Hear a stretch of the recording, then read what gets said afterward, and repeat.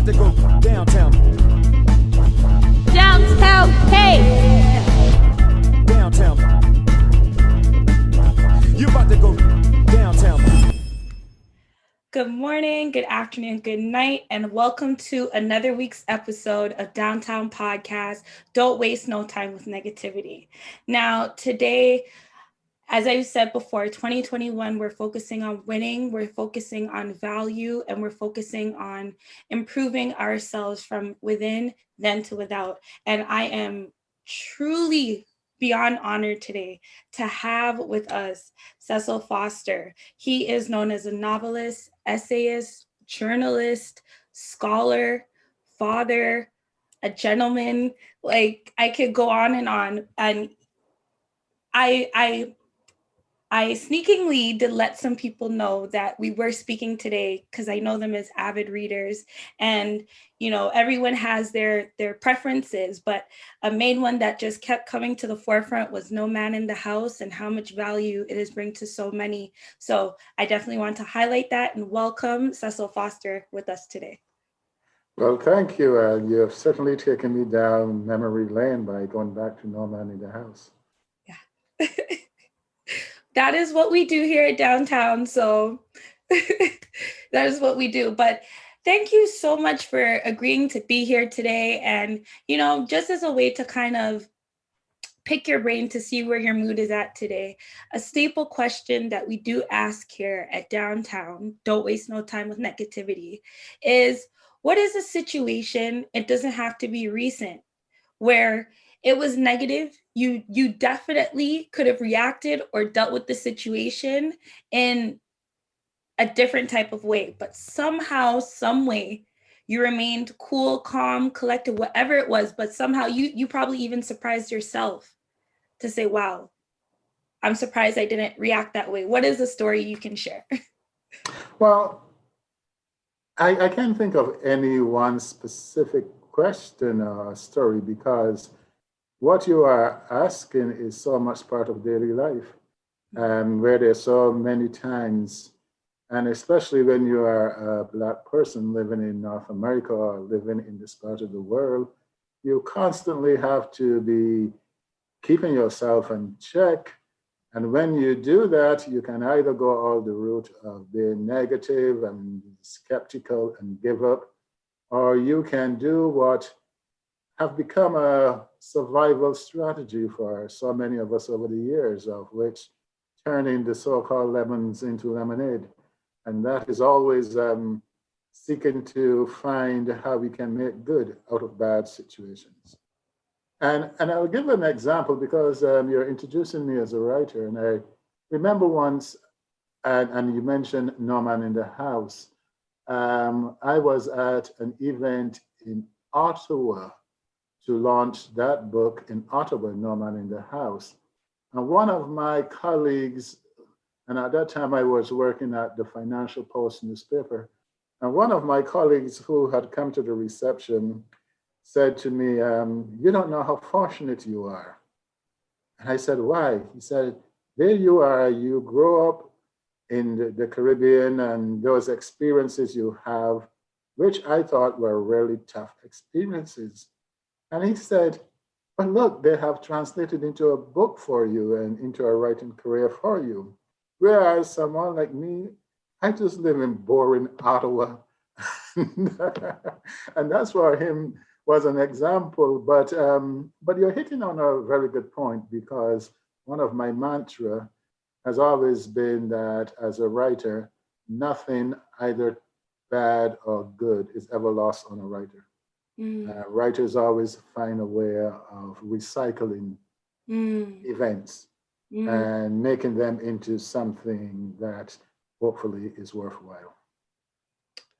And your body of work definitely is worthwhile, and it's connected with, I would say, millions of people, especially of the diaspora, of myself being first generation Caribbean and a first of many things from my family. It speaks volumes, especially when you're able to speak numerous languages across like age groups. meaning you're able to speak to, as I say, the wiser generation. You're able to speak to people like myself who are under 30. You are able to speak to mothers, fathers. You speak to so many. So recycling, I get a little bit nerdy. So when you say recycling to me, I'm like, wow, that's so like profound and true, because it truly is recycling, because it's not always the purest things that we use.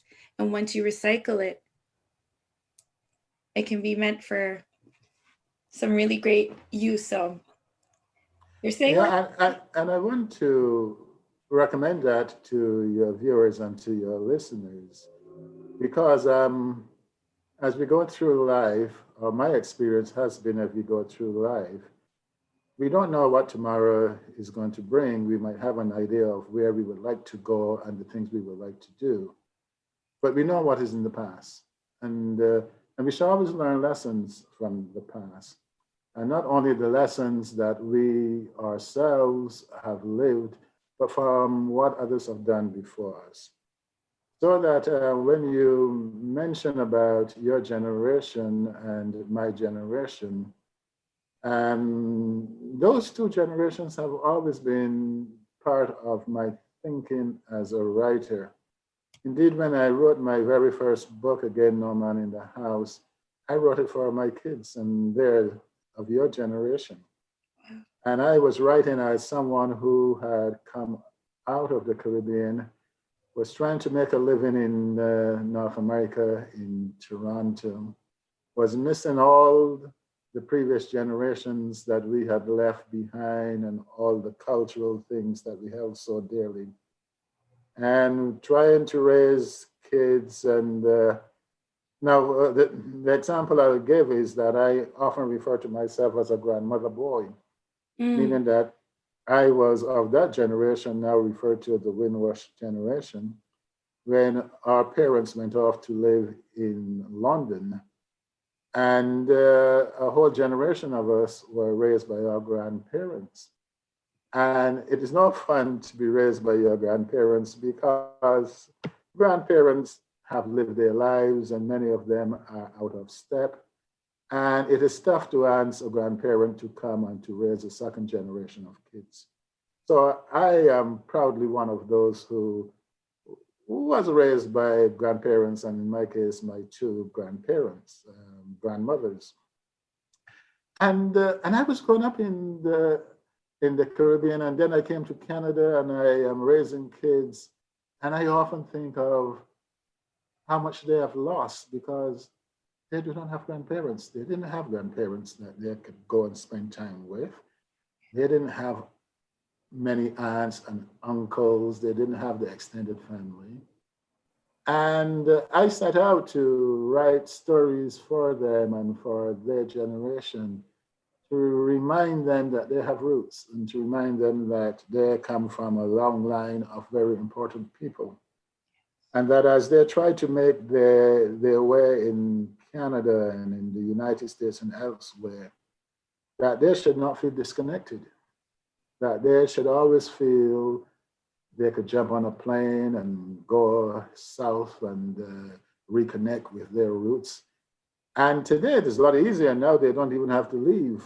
They can do it with their cell phones and whatnot, because we now live in a very transnational world where we live between nations and between states. So, but what does that tell us about the future? It doesn't really tell us much.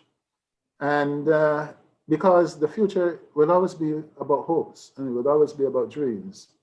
And we can only take those things out of the past from generation to generation and hand them to the next generation in the hope that someday everything that we hope for would be achieved. And being interviewed by someone like you and the people of this younger generation, I think that we have achieved quite a bit in moving that needle forward. I remember when I started out in journalism in Toronto, that very often I went into newsrooms, CBC, the Globe, the Toronto Star, CTVLS, where very often in that newsroom, I was the only minority and very often the only Black person. And now I look and I see that the field has so much opened to allow minority faces and people of color to grab the opportunities. And I smile and I think of the people like the Dudley Laws and the Charles Roaches and all those who were in the forefront of the struggle in the 1980s and 90s, 200s, to make these things happen. So in a sense, I look back and I smile and I hope that the younger generation would grab these opportunities, would run with them, and would hand over to the next generation, their own kids and grandkids, a Canada that is so much better, a Canada that can really live up to its true potential as a multicultural space. I have a lot of confidence in future generations to come. I have this conversation like regularly with my brother, which he's like one of my best friends. And I speak on what we speak on a lot, which I'll share with you, is that I feel like my parents, they laid the foundation. They weren't completely in control of, how the story went because you guys came to this continent and had to start from the bottom, I'll say. Fair? And now with my generation, we are to have the properties, we are to, in a sense, create the table so that our offspring, the next generation, which would be, you could say, the second generation of immigration, I'll use my family as an example, that they now have a different starting point than what the previous two had, because they're starting with property and they're starting with a table that's already set for them.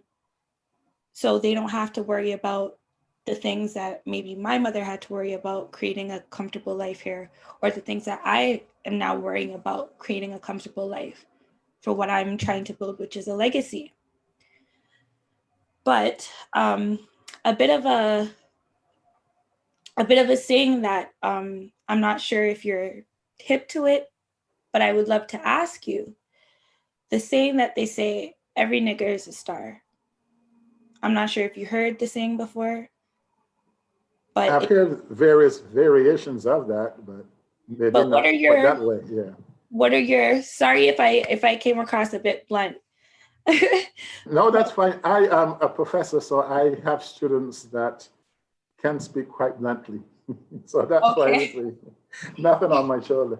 Yes, everything comes with a pure heart. So please bear with me. But if you could shed light onto maybe what that saying means to you, because I feel in 2021, as you said, we're having these conversations and bridging these gaps and pushing the conversation forward from where you have started. What does that phrase like mean to you, if it means anything at all? Well, it does have a significant meaning for me, and maybe the language is that of today, but I will share with you that I don't think that is any different from in the 1850s or so, when you had people like Franklin Delany and others standing up in white satin and gently simply saying, I am not a Negro, I'm a man.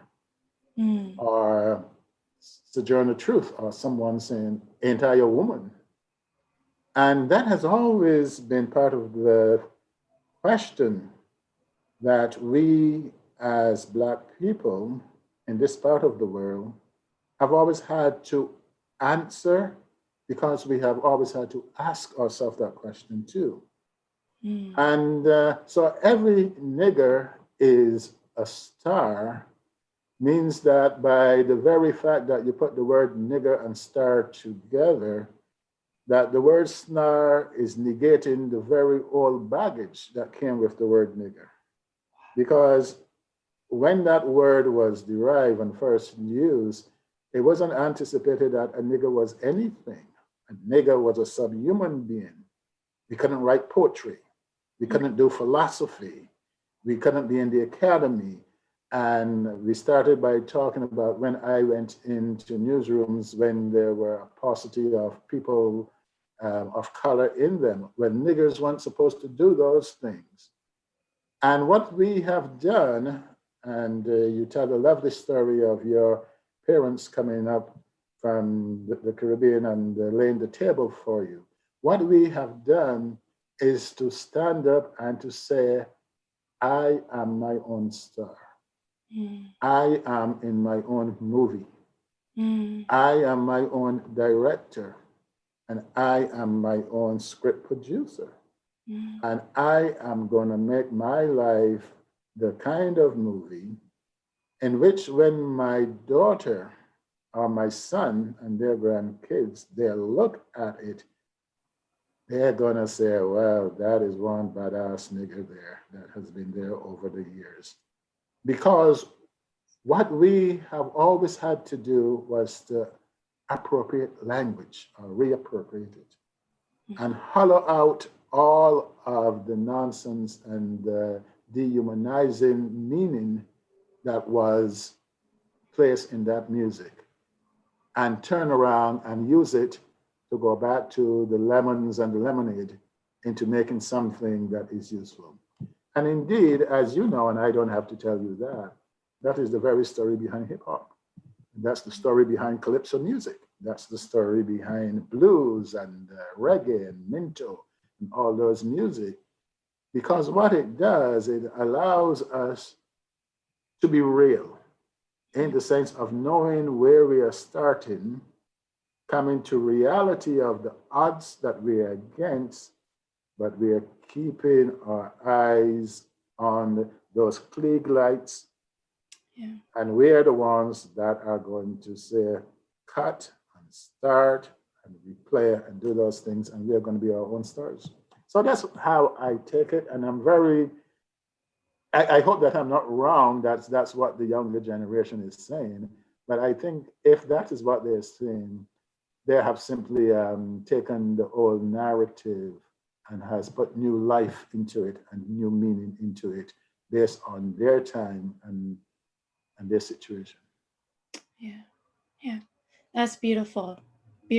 I agree with what you said, and I definitely feel like we've embraced it and use it as a term of upliftment and encouragement to each other, and also a reminder to let each other know that like none of us is greater than each other, like within our community, that we must continue to like lift each other up, embrace each other. So but let me also say here that even if people of my age and generation and now the older folks, I'll always tell you and others this, but we are very proud of what this generation is doing. Indeed, this generation, people like yourself and Christine and others are indeed fulfilling what we had hoped for. When those of us who left the Caribbean and came up to places like New York and Toronto and Montreal and Winnipeg and Vancouver and all those places, with neither kith nor kin. Very often, some of us came with maybe a partner, or maybe some of us came and found partners in these strange countries. But we always had a dream, and it was the dream that pulled us out. And the dream was, we know that we are going to have to sacrifice. When I left Barbados, I knew that I was coming to a place that was called a white man's country.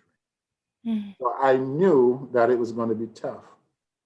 But there was something that was in me that made me feel, and sometimes I look back and reflect on it and smile and said, well, geez, I must have been really brazen to have thought that I could have got off an airplane at then what was called Pearson Airport and walk into this country and think that I can make a difference, think that I can make a change.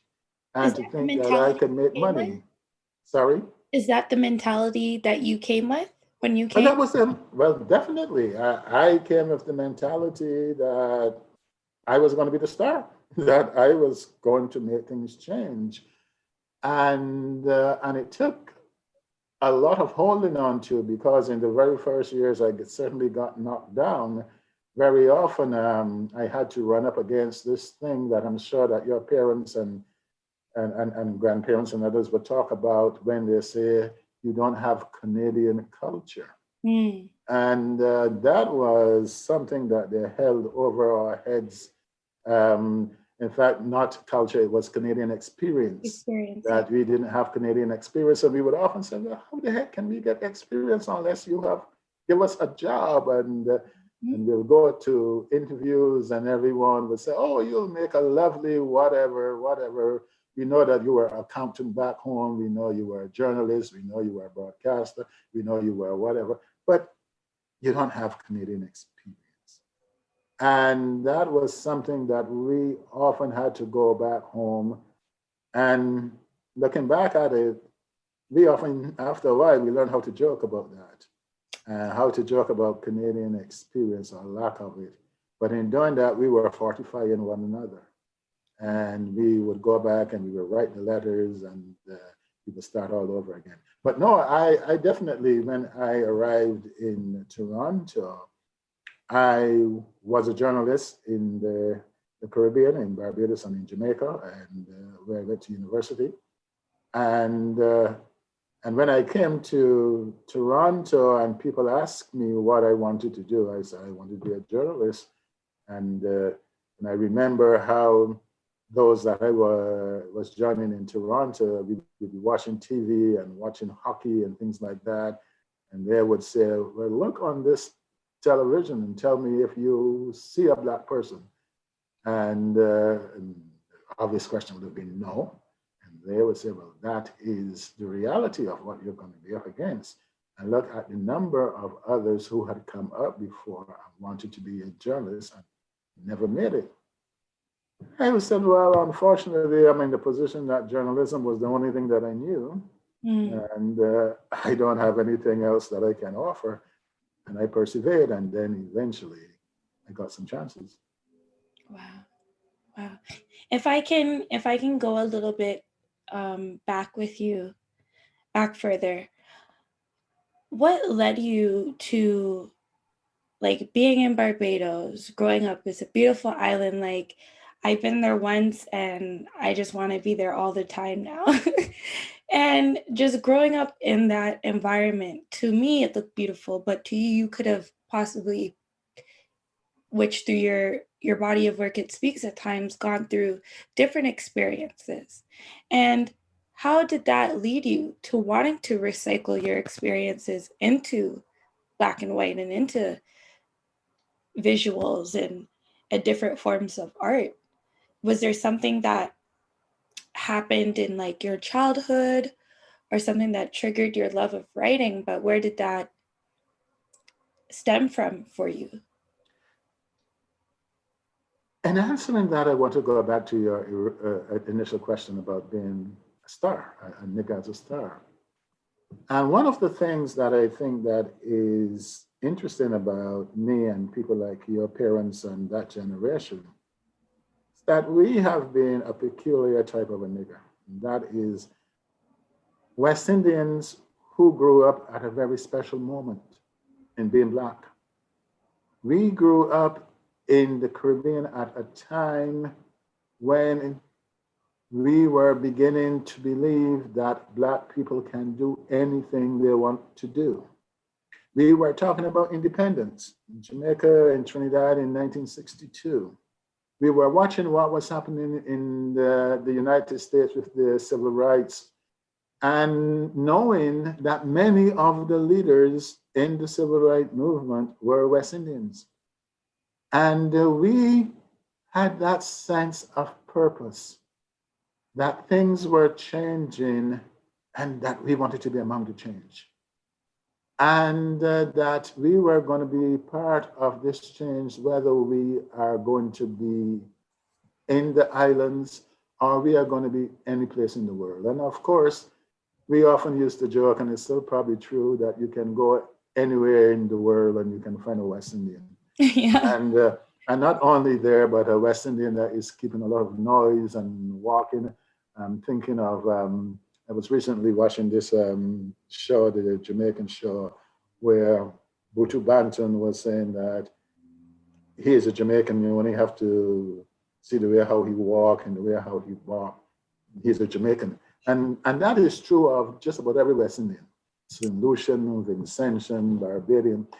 There was a swagger, and we were a special type of Black people, where we had started to come to terms with racism, and where we were living in societies that were really multiracial.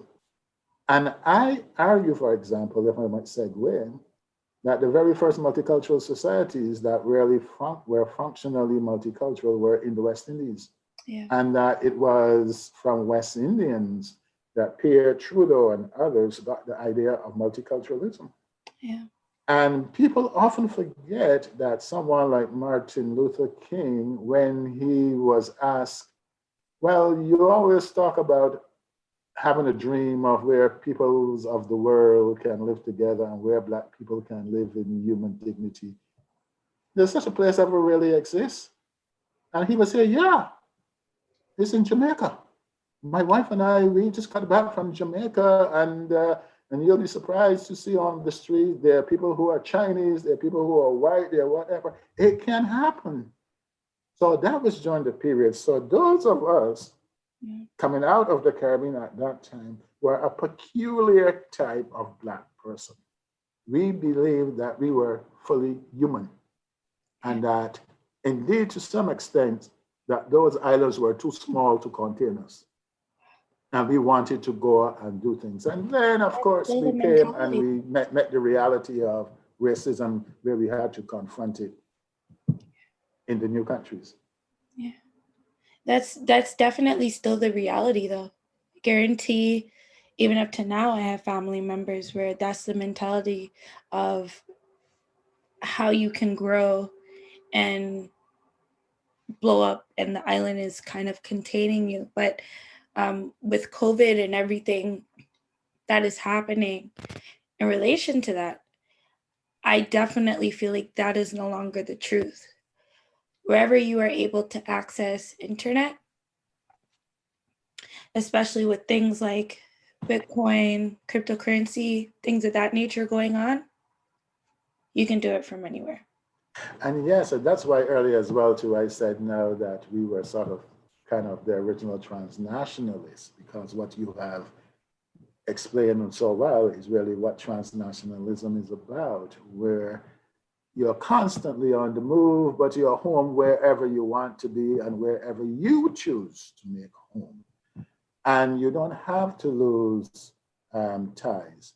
And one of the things, if I can go back to talk about that generation of which I was that came up to North America, that was one of the things that I think that we were very careful to pass on to your generation and to subsequent generations. That we didn't want you to lose that sting that pushed us out of the islands, that self-confidence, that self-assurance. And that's why when we went in and we broke down doors and we kicked down doors, we wanted our kids to come in and fill those positions, but to fill those and fill those positions the way that we would have if we had had the opportunity without the obstacles. So we were clearing the obstacles. And that's why for me, it is a pleasure now to sit and watch younger generation West Indians move into positions and to claim them as owning them, and not to say please and thank you anymore, but to demand them by right. Yeah. So to me, that is what I was struggling for. I was talking to someone who reminded me and said, look, I was reading your book, A Place Called Heaven, The Meaning of Being Black in Canada, which was published in the 1990s. And he said, I think they should republish that because it is still so relevant for what you were talking about. Because I was talking about a Black Prime Minister for Canada. I was talking about Black premiers. I was talking about Black attorney generals. And at that time, we could not even get a Black person elected. Exactly.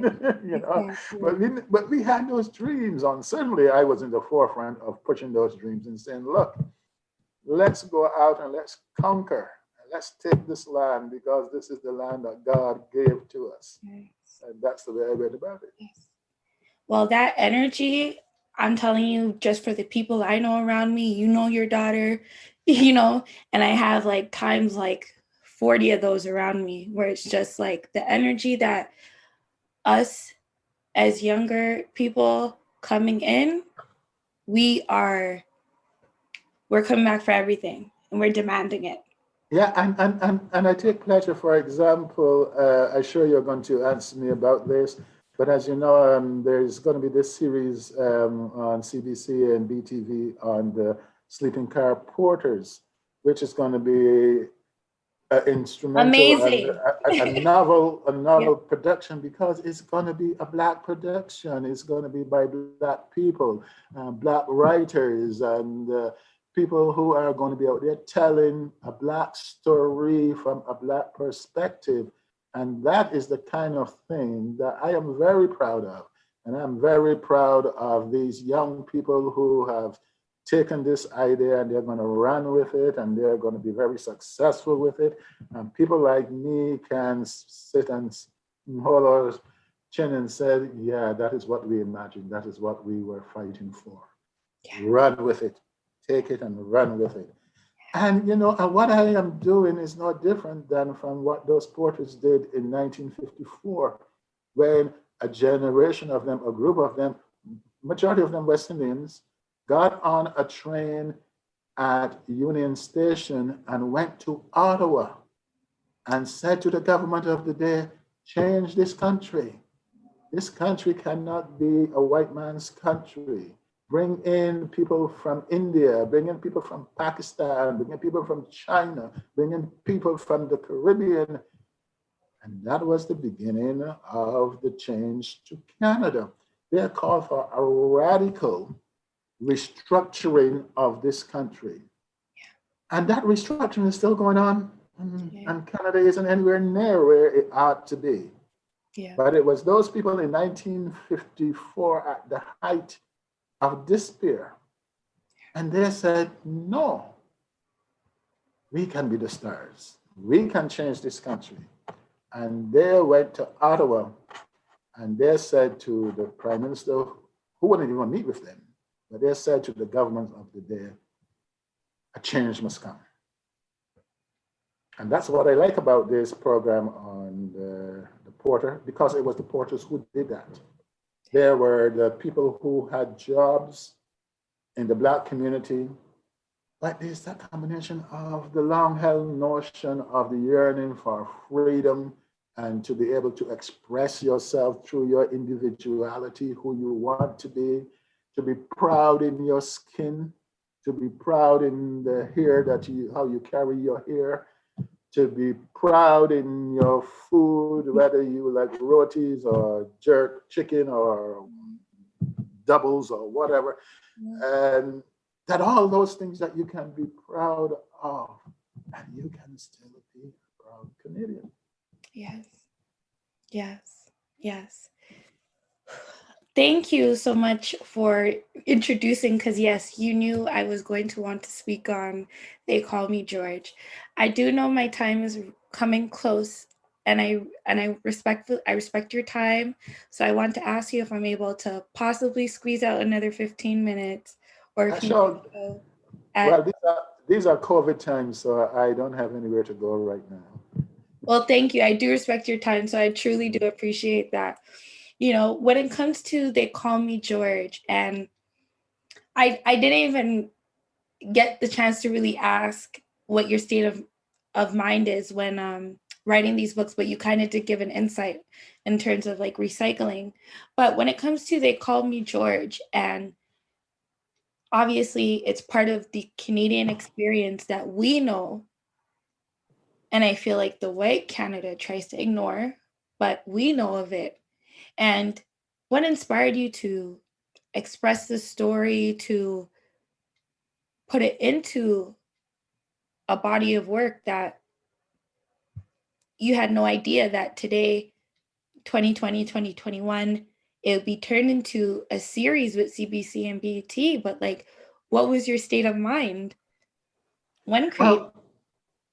And this, I would hope that if the younger folks that are listening, and I know that they're primarily younger folks that are listening to you, it's a reminder that they shouldn't lose hope and that many overnight successes are really bred out of long, hard work. And that book itself is an example of that, because I really started working on some version of that way back in the 1980s or so, when I was a business reporter at the Globe and Mail, working for the Report on Business. And I was a transportation reporter. And I would report on the railroads, and I would report on Via Rail and take trips into the US and on the airlines industries and things like that. And there was always that mythology that Canada was built by the railroads, that little ribbon of steel that bound provinces and regions and people together. But there was very little ever said about the people who ran those trains, and in particularly those who were really housekeepers on the trains. They were domestic workers on the trains, which were the sleeping car porters. And you can find them in the history books. So I was always fascinated about them because they were the people that when, for example, after the Second World War, the wives of Canadian soldiers, the war brides were coming across, they're the ones that welcomed those brides to Halifax and elsewhere and took them across the country and introduced them. And they're the wonderful stories that those war brides would tell about these Black men. These Black men who, going up to Thunder Bay, used to be Santa Claus, Father Christmas coming on the train. And I can only tell you of the number of stories that I have received from people since that book came out, of the way that these Black men had touched their lives at a very personal level. Nothing was ever written about them. So I have always been writing about those stories, some of it in fiction.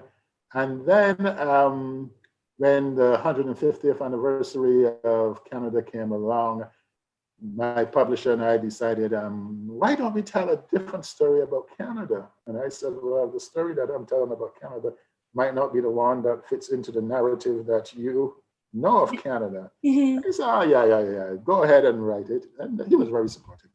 And that is the result of George. And it is a story in which I am presenting as a counter-narrative.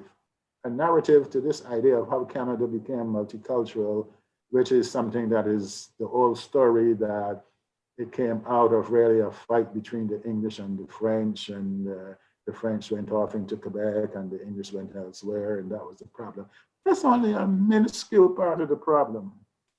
And part of a bigger part of the story was how the railways and these porters knitted the country together. But then most importantly, working with other communities like the Jewish communities and others, how they fought for civil rights, how they fought for fair housing, how they fought for the right to a job, how they fought for a livable wage, how they fought for all of those things. And most of all, how they said to the then elites of Canada at that time, your entire immigration policy is wrong. Let's start by bringing in some domestic workers from the Caribbean. And then, once the domestic workers came in from Jamaica and Barbados and elsewhere, the whole barn door broke down. And to this day, we even get now domestic workers who subsequently came from the Philippines and came from au pairs from Germany and elsewhere, but it was instrumental, and it was started through those domestic workers that came out of Jamaica and Barbados and some places like that, Exactly. which led to the multiculturalism that is Canada today. Very often we don't hear those stories, and we have to tell those stories of those poor domestic workers who came and suffered greatly, but they linked up and they came here because of the domestic workers.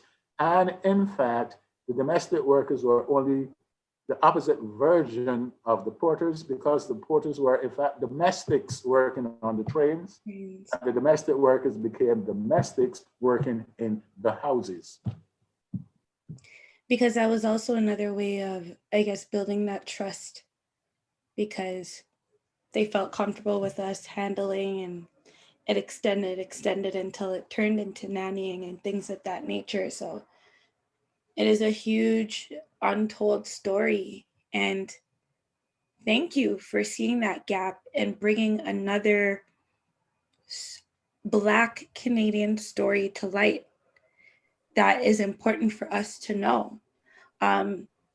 Personally, I'm very into researching on Black and what it means, and Canadians, and who is here first, and everything that you embody. So thank you. When I say thank you, I genuinely mean thank you for just creating that conversation. And now it will be a part of another story that's able to be interpreted and extended. So I'm excited to see what comes of that. You know, if when I think about like Viola, because that is another Canadian story that I wasn't completely aware of until the conversation started happening about the $10 bill and everything of that nature.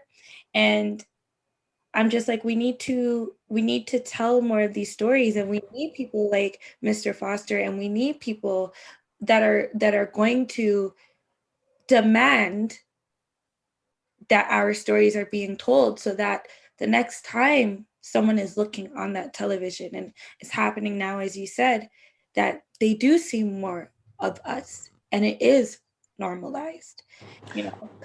Exactly, and that we see the true story of it all, because the Viola story is very much part of the same story of the sleeping car porters.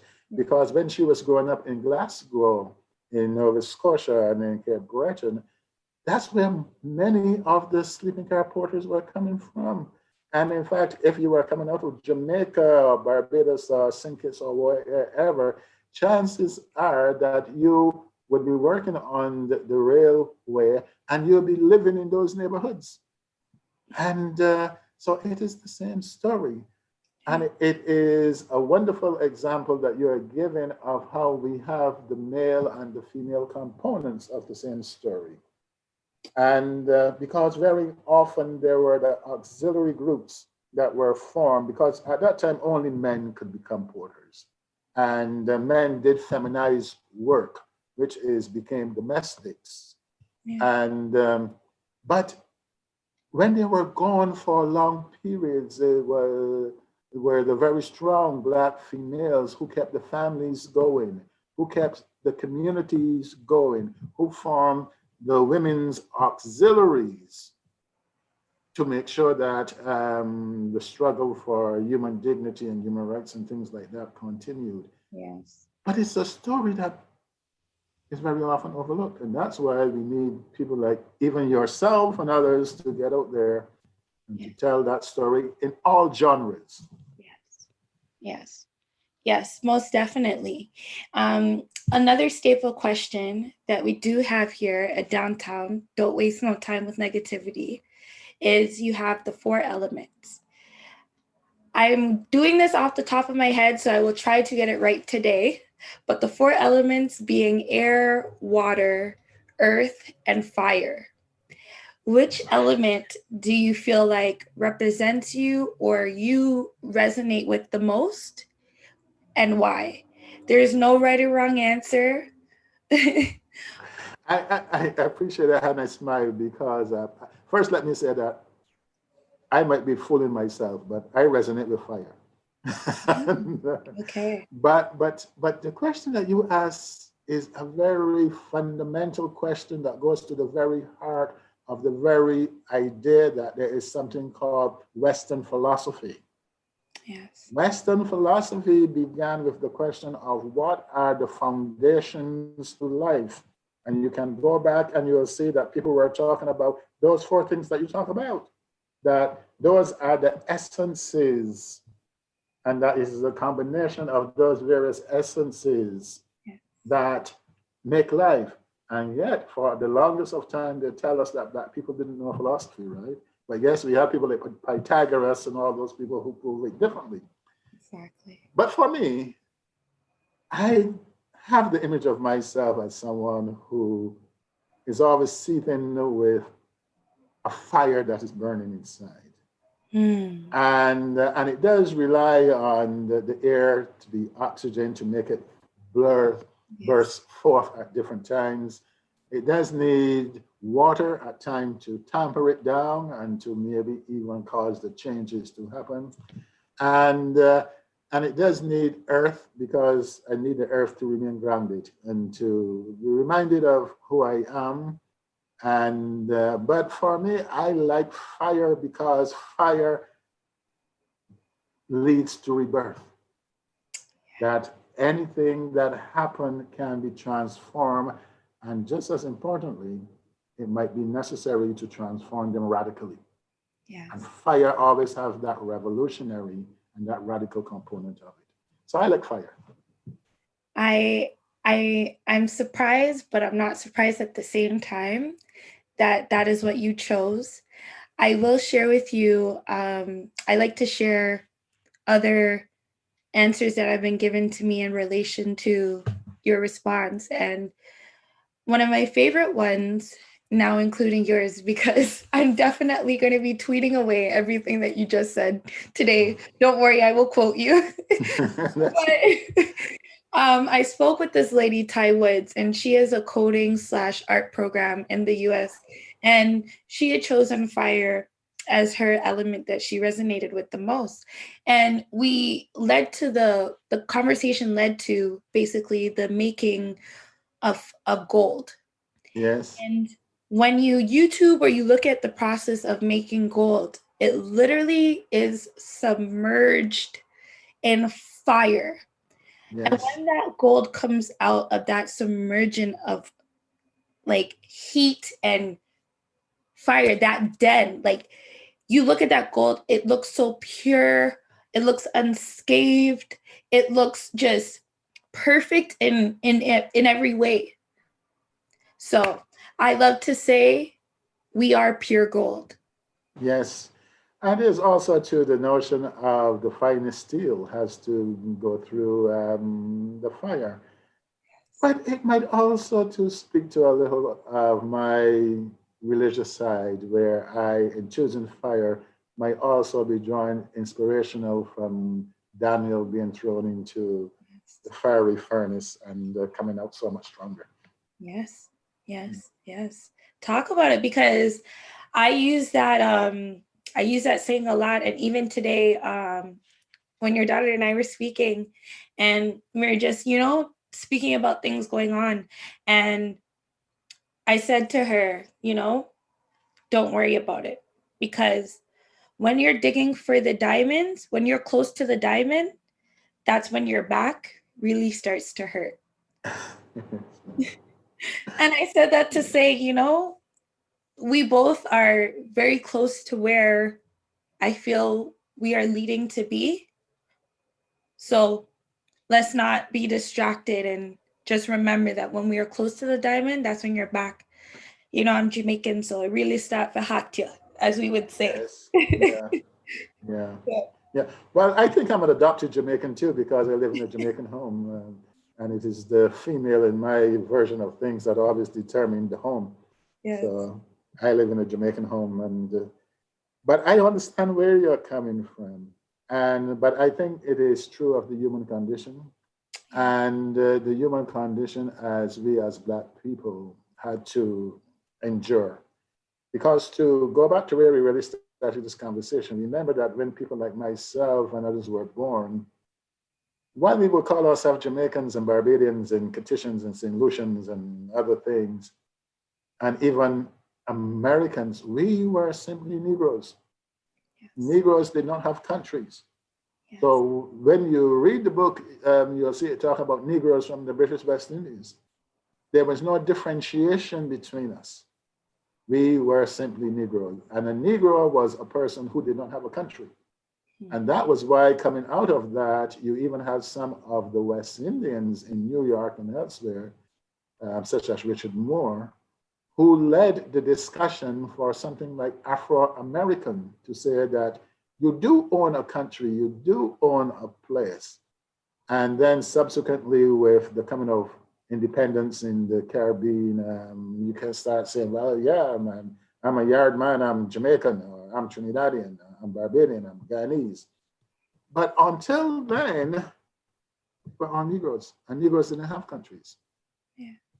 Well, I hope I'm not passing my place, but I truly do believe that we still are not free, you know, but when I just look at the things and the documentation and how the land and the Caribbean is being ran, and as you were speaking on how it is said that we did not belong to one, I feel like because we were there already.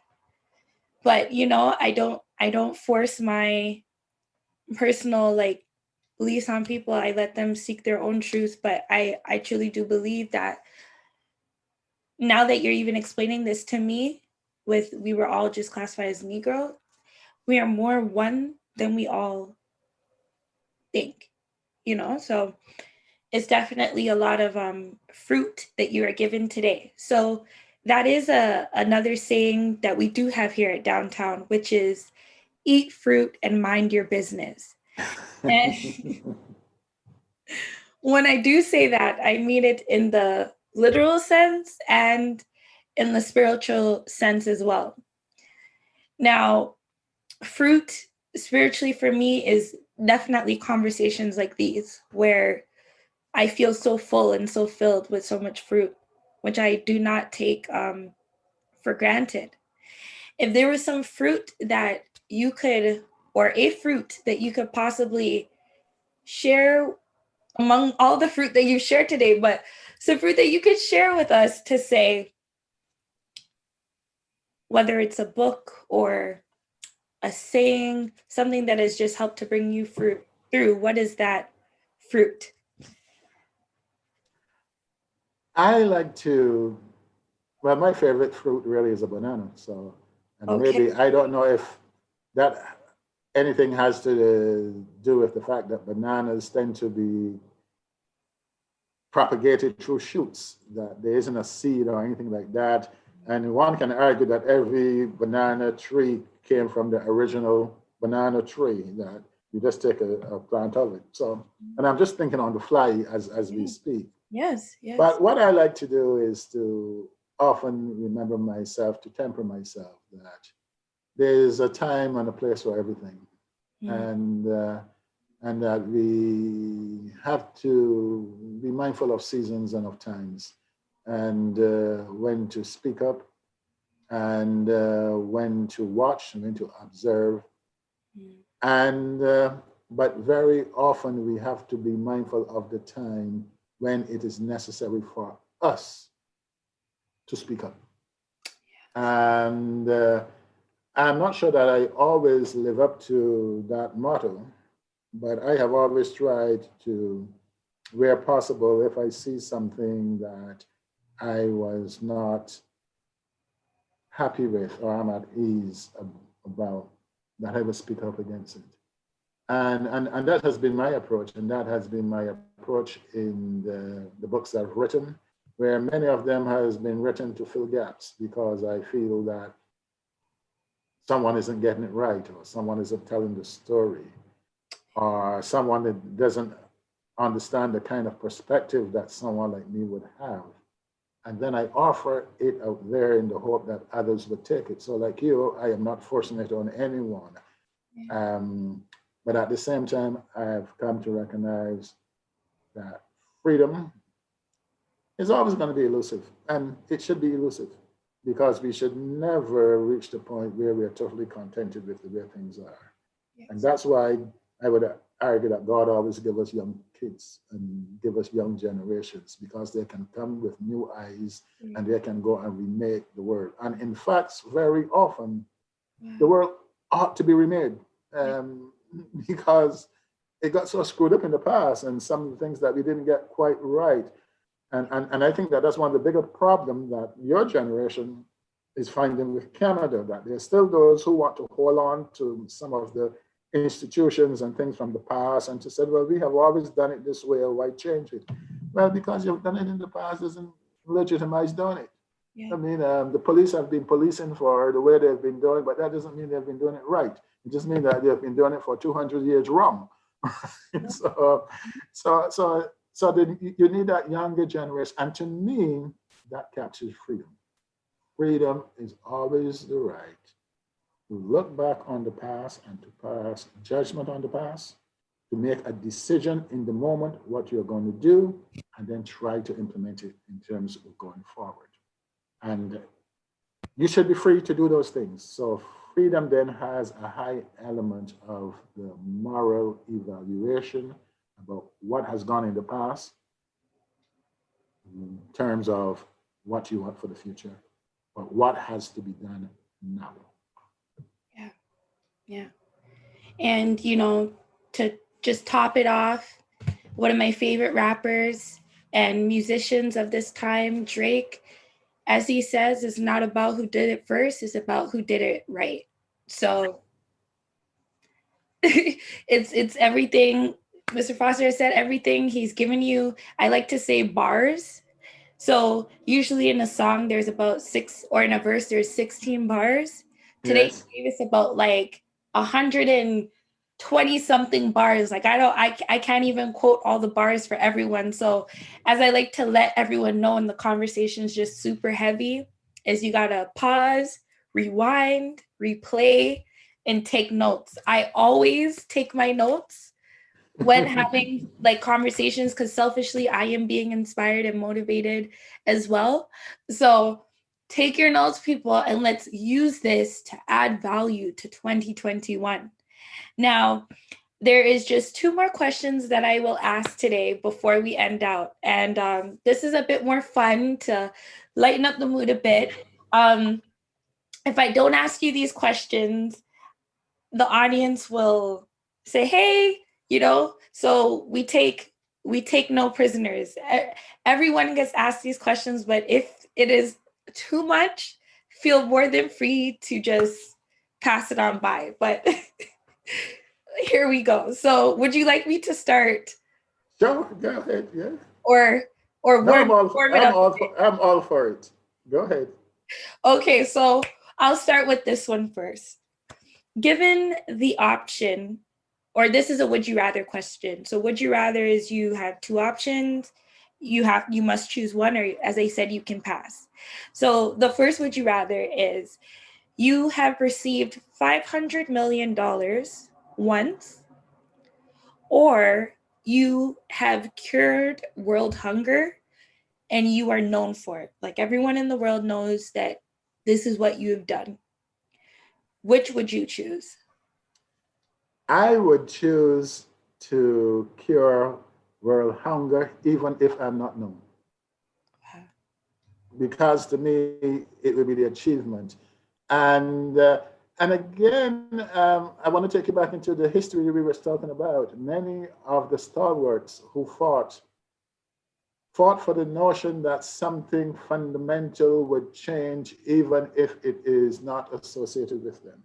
Yes. So until my book came along, many of those porters who fought for the Canada that we are making today remain unnamed. Nobody knew them, but they achieved something.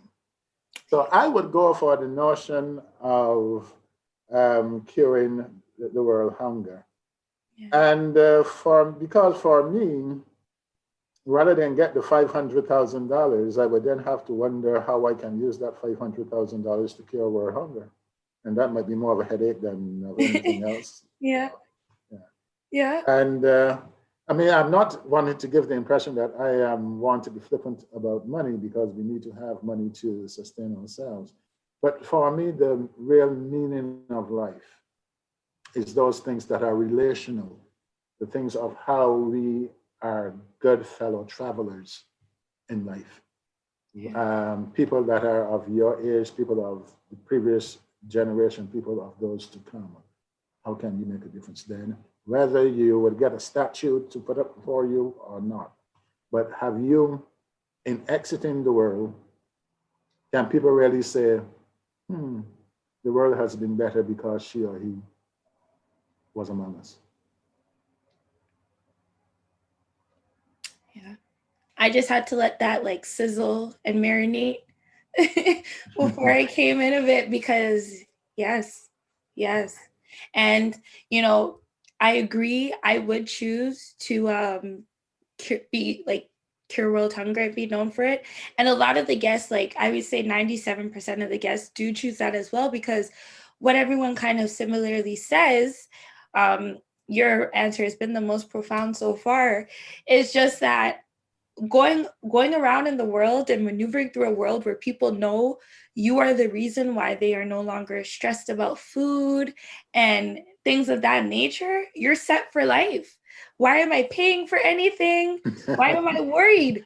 I'm going everywhere and anywhere for free, because that is the main reason why we are out, is for food and shelter. And one of my closest friends, what I love that, you know, he says all the time, is the most important things in life is where you sleep, like sleeping well and eating good. Yeah, yeah. Well, the young folks know where they're at, and they have their heads on the right way. But you said there was going to be a second question. Yes, yes, I have it here. So the second question is, would you rather chop off both of your thumbs, okay? Both of your thumbs, or a baby's foot?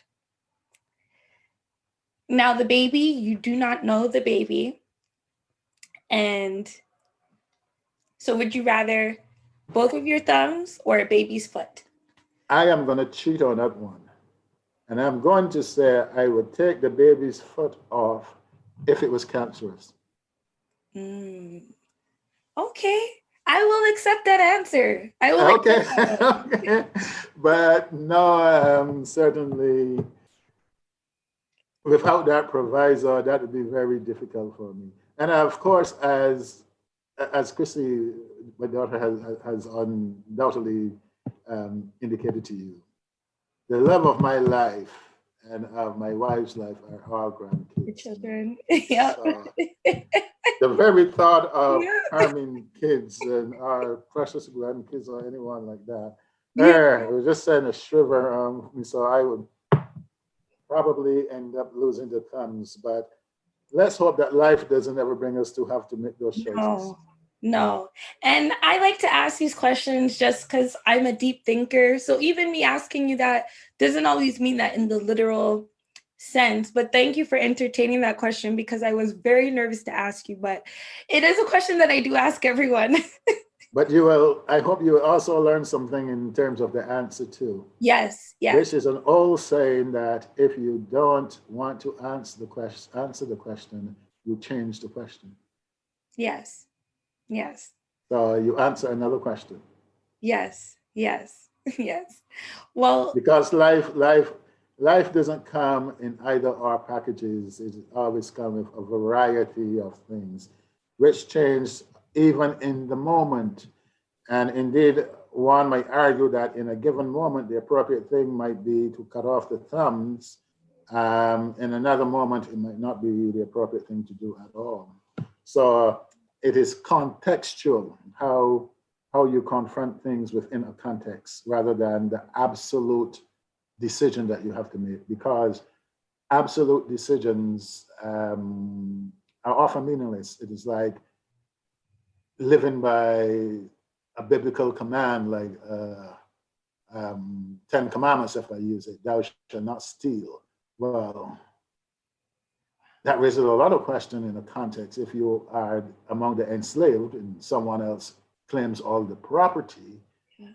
and you are hungry, and I Yeah. really tell you in an absolute term, thou shalt not steal. So it's the context that very often rules the final decision. At least that's in my approach. Yes. Wow.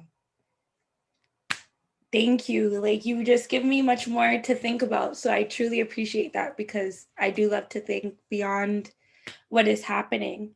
Now, the last thing, I know I said it was two, but I did forget it was one more. So the last question of tonight, or this afternoon, is, what did you eat today?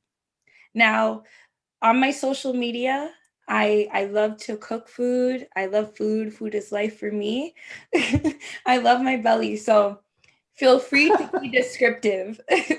I haven't heard that term "love your belly" in a while, and it is so West Indian. What I have had is a meager, because I'm trying to watch my weight these days.